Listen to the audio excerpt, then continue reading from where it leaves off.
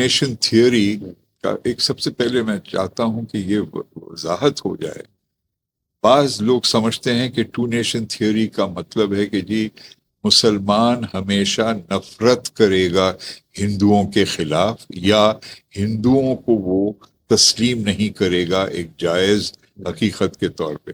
جس طرح ہندوتوا اتنی بدترین انداز میں ایک بد شکل قسم کی ہندوازم پیش کرنے کی کوشش کرتا ہے، جبکہ ٹو نیشن تھیوری کا مطلب بنیادی یہ تھا کہ دو بالکل مختلف مذاہب ہیں یا عقیدے ہیں، ایک اسلام اور ایک جس کو ہم اب کہتے ہیں ہندوز کا دلچسپ پہلو آپ جانتے ہیں نا، ان کے جو ہولی اسکرپچرز ہیں، ریگ ویدا ہے، مہا بھارت، جو بھی ان کے اپانشدز ہیں، وہاں لفظ ہندو نہیں ہے.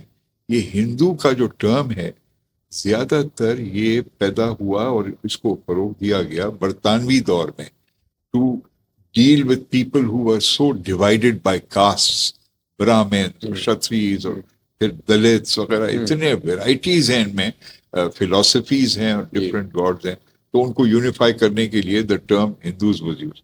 سو ٹو نیشن تھیوری کا بنیادی تصور یہ ہے کہ Muslims and Hindus are two distinct communities, اور دونوں ایک قوم کا درجہ رکھتی ہیں. اب بعض لوگ کہتے ہیں کہ جی پاکستان بننے کے بعد بھی مسلمان رہتے ہیں ہندوستان میں، تو یہ ٹو نیشن تھیوری کیسی آپ کی جائز ہے؟ اور 71 میں تو مشرقی پاکستان الگ ہو گیا پاکستان سے. تو اس کا جواب میرا یہ ہے کہ جب الگ ہوا مشرقی پاکستان تو اس نے جا کر یہ نہیں کہا کہ اب ہم مغربی بنگال کے حصہ بن جائیں گے، کیونکہ ہماری زبان بھی بنگالی ہے، ہماری تہذیب بھی وہی ہے.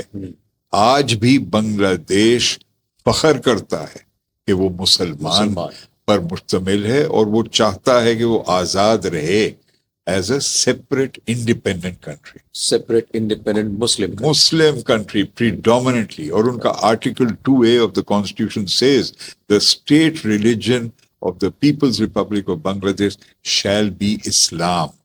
اور پھر کہتا ہے and equal respect will be given to other religions.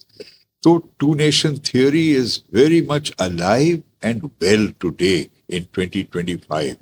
اور آج کل جو ہندوتوا کی بگڑی ہوئی شکل جو اظہار کرتی ہے بی جے پی، اس سے تو اور زیادہ ثبوت ہے کہ یہ کتنی ویلڈ اور ویژنری تھیوری تھی، اور ریالٹی ہے، بلکہ تھیوری نہیں ہے، ریالٹی ہے.